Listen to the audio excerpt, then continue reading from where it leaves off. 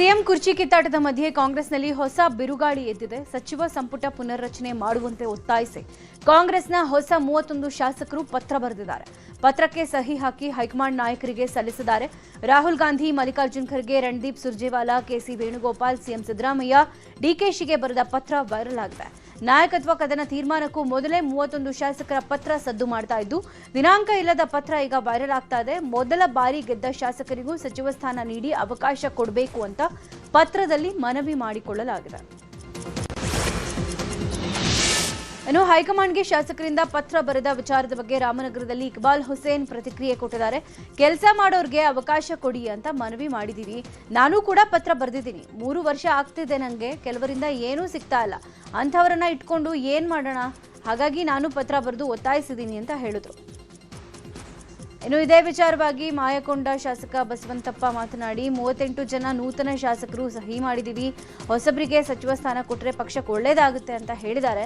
ಇತ್ತ ಕೊಡಗು ಶಾಸಕ ಮಂಥರ್ಗೌಡ, ಗುಂಡ್ಲುಪೇಟೆ ಶಾಸಕ ಗಣೇಶ್ ಪ್ರಸಾದ್ ಕೂಡ ಪ್ರತಿಕ್ರಿಯೆ ಕೊಟ್ಟಿದ್ದಾರೆ. ಸಿಎಂ ಪಟ್ಟಕ್ಕಾಗಿ ಡಿಸಿಎಂ ಡಿಕೆ ಶಿವಕುಮಾರ್ ಇನ್ನಿಲ್ಲದ ಕಸರತ್ತು ನಡೆಸ್ತಾ ಇದ್ದಾರೆ. ಇದರ ಮಧ್ಯೆ ಸಿಎಂ ಆಪ್ತರು ಡಿಕೆಶಿ ವಿರುದ್ಧ ಅಹಿಂದ ಅಸ್ತ್ರ ಬಳಸೋಕೆ ಮುಂದಾಗಿದ್ದಾರೆ. ಉತ್ತರ ಕನ್ನಡ, ಬೆಳಗಾವಿ, ದಾವಣಗೆರೆ ಜಿಲ್ಲೆಗಳಲ್ಲಿ ಅಹಿಂದ ಮುಖಂಡರ ಸಭೆ ನಡೆಸಿ ಸದ್ದಿಲ್ಲದೆ ಸತೀಶ್ ಜಾರಕಿಹೊಳಿ ಖೆಡ್ಡ ತೋಡಿದ್ದಾರೆ. ಸಿಎಂ ಪದಚ್ಯುತಿಗೆ ಹೈಕಮಾಂಡ್ ಮುಂದಾದಲ್ಲಿ ಮುಂದಿನ ಹೋರಾಟದ ಬಗ್ಗೆ ಚರ್ಚೆ ಮಾಡ್ತಾ ಇದ್ದು, ಡಿಕೆಶಿ ಬಣದ ಶಾಸಕರಿಗೆ ಎಚ್ಚರಿಕೆ ಸಂದೇಶ ರವಾನಿಸಿದ್ದಾರೆ. ಈ ಮೂಲಕ ಒಂದೇ ಕಲ್ಲಲ್ಲಿ 2 ಹಕ್ಕಿ ಒಡೆಯುವ ತಂತ್ರ ರೂಪಿಸಿದ್ದಾರೆ. ಕುರ್ಚಿ ಕದನದ ಮಧ್ಯೆ ಸಿಎಂ ಸಿದ್ದರಾಮಯ್ಯ ಮಾರ್ಚ್ 6ಕ್ಕೆ ಬಜೆಟ್ ಮಂಡಿಸೋಕೆ ಸಜ್ಜಾಗಿದ್ದಾರೆ. ಹೀಗಾಗಿ ಸಿದ್ದರಾಮಯ್ಯ ಬಜೆಟ್ ಪೂರ್ವಭಾವಿ ಸಭೆ ನಡೆಸಿದ್ದಾರೆ. ಬೆಂಗಳೂರಿನ ಗೃಹ ಕಚೇರಿ ಕೃಷ್ಣಾದಲ್ಲಿ ಪರಿಶಿಷ್ಟ ಪಂಗಡದ ಶಾಸಕರು ಮತ್ತು ಸಮುದಾಯದ ಮುಖಂಡರ ಜೊತೆ ಸಭೆಯನ್ನ ಮಾಡಿದ್ದಾರೆ. ಸಮುದಾಯದ ಅಭಿವೃದ್ಧಿಗೆ ಬಜೆಟ್ನಲ್ಲಿ ಯೋಜನೆಗಳನ್ನು ತರುವ ಸಂಬಂಧ ಚರ್ಚೆ ಮಾಡಲಾಗಿದೆ. ಸಿಡಿ ಪ್ರಕರಣದಿಂದಾಗಿ ಏಳು ಬೀಳು ಅನುಭವಿಸ್ತಾ ಇರುವ ರಮೇಶ್ ಜಾರಕಿಹೊಳಿ ರಾಜಕೀಯವಾಗಿ ಪುಟಿದೇಳೋಕೆ ತೆರೆಮರೆಯಲ್ಲಿ ಕಸರತ್ತು ನಡೆಸ್ತಾ ಇದ್ದಾರೆ. ಬಿಜೆಪಿಯಲ್ಲಿ ಅಹಿಂದ ನಾಯಕರಾಗೋಕೆ ಸದ್ದಿಲ್ಲದೆ ರಮೇಶ್ ಜಾರಕಿಹೊಳಿ ತಯಾರಿ ಮಾಡ್ತಾ ಇದ್ದು, ಬೆಳಗಾವಿಯಲ್ಲಿ ಬೃಹತ್ ಅಹಿಂದ ಸಮಾವೇಶ ನಡೆಸೋಕೆ ಪ್ಲಾನ್ ಮಾಡಿದ್ದಾರೆ. ರಾಜ್ಯ ಬಿಜೆಪಿಯಲ್ಲಿ ಅಹಿಂದ ನಾಯಕರ ಕೊರತೆಯನ್ನ ನೀಗಿಸಿ ನಾಯಕರ ಗಮನ ಸೆಳೆಯೋಕೆ ಸಾಹುಕಾರ್ ಯತ್ನಿಸಿದ್ದಾರೆ. ಇದೇ ತಿಂಗಳ ಕೊನೆಯಲ್ಲಿ ಅಥವಾ ಮಾರ್ಚ್ ಮೊದಲ ವಾರದಲ್ಲಿ ಸಮಾವೇಶ ನಡೆಸಿ ಅಹಿಂದ ನಾಯಕನೆಂದು ಗುರುತಿಸಿಕೊಂಡ್ರೆ 2028ಕ್ಕೆ ಮಂತ್ರಿ ಆಗೋಕೆ ನೆರವಾಗುತ್ತೆ ಅನ್ನೋ ಲೆಕ್ಕಾಚಾರ ಹಾಕಿದ್ದಾರೆ. ಲಂಚ ಪಡೆದು ಲೋಕಾಯುಕ್ತ ಬಲೆಗೆ ಬಿದ್ದಿರುವ ಶಿರಹಟ್ಟಿ ಶಾಸಕ ಚಂದ್ರು ಲಮಾಣಿ ಜಾಮೀನು ಕೋರಿ ಕೋರ್ಟ್ಗೆ ಅರ್ಜಿ ಸಲ್ಲಿಸಿದ್ದಾರೆ. ಜನಪ್ರತಿನಿಧಿಗಳ ವಿಶೇಷ ನ್ಯಾಯಾಲಯಕ್ಕೆ ಶಾಸಕ ಚಂದ್ರು ಲಮಾಣಿ ಹಾಗೂ 2 ಪಿಎಗಳು ಜಾಮೀನು ಕೋರಿ ಅರ್ಜಿ ಸಲ್ಲಿಸಿದ್ದಾರೆ. ಅರ್ಜಿ ಸ್ವೀಕರಿಸಿರುವ ಕೋರ್ಟ್ ಆಕ್ಷೇಪಣೆ ಸಲ್ಲಿಸೋಕೆ ಲೋಕಾಯುಕ್ತ ಎಸ್ಪಿಪಿಗೆ ಸೂಚನೆ ಕೊಟ್ಟಿದೆ. ಫೆಬ್ರವರಿ 27ಕ್ಕೆ ಅರ್ಜಿ ವಿಚಾರಣೆಯನ್ನು ಮುಂದೂಡಲಾಗಿದೆ.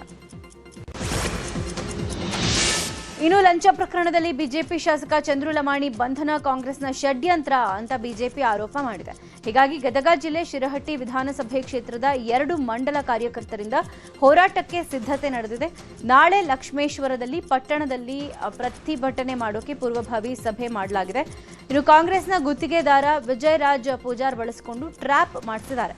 ಸಚಿವ ಎಚ್.ಕೆ. ಪಾಟೀಲ್ ಕಾಂಗ್ರೆಸ್ ಕೆಲವು ಮುಖಂಡರ ಸಂಚು ಅಂತ ಆರೋಪ ಮಾಡಿದ್ದು, ಕಾಂಗ್ರೆಸ್ ವಿರುದ್ಧ ಬಿಜೆಪಿ ಕಾರ್ಯಕರ್ತರು ಹೋರಾಟಕ್ಕೆ ಸಜ್ಜಾಗಿದ್ದಾರೆ.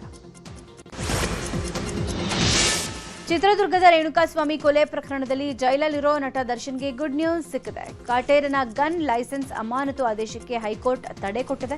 ನ್ಯಾಯಮೂರ್ತಿ ನಾಗಪ್ರಸನ್ನ ಅವರ ಪೀಠದಿಂದ ಆದೇಶ ಹೊರಡಿಸಲಾಗಿದೆ. ರೇಣುಕಾಸ್ವಾಮಿ ಕೊಲೆ ಪ್ರಕರಣದ ಬಳಿಕ ದರ್ಶನ್ ಗನ್ ಲೈಸೆನ್ಸ್ ಅನ್ನ ಪೊಲೀಸ್ ಇಲಾಖೆ ಅಮಾನತು ಮಾಡಿತ್ತು. ಆದೇಶವನ್ನ ಪ್ರಶ್ನಿಸಿ ದರ್ಶನ್ ಪರ ವಕೀಲ ಸುನಿಲ್ ಕುಮಾರ್ ಹೈಕೋರ್ಟ್ ಮೊರೆ ಹೋಗಿದ್ರು. ಇದೀಗ ಆದೇಶಕ್ಕೆ ಹೈಕೋರ್ಟ್ ತಡೆ ಕೊಟ್ಟಿದೆ.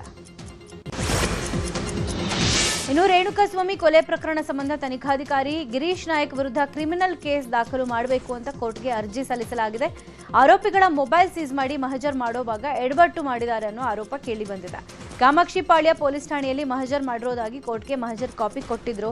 ಆದರೆ ಆರೋಪಿಗಳನ್ನ ಟೈಲ್ಸ್ ಹಾಕಿರೋ ಕ್ಯಾಬಿನ್ನಲ್ಲಿ ನಿಲ್ಲಿಸಿ ಫೋಟೋ ತೆಗೆದಿದ್ದು ಬೇರೆ ಯಾವುದೋ ಜಾಗದಲ್ಲಿ ನಿಲ್ಲಿಸಿ ಕಾಮಾಕ್ಷಿಪಾಳ್ಯ ಸ್ಟೇಷನ್ ಅಂತ ಸ್ಥಳ ತೋರಿಸಿದ್ದಾರೆ ಅಂತ ಆರೋಪ ಮಾಡಲಾಗಿದೆ.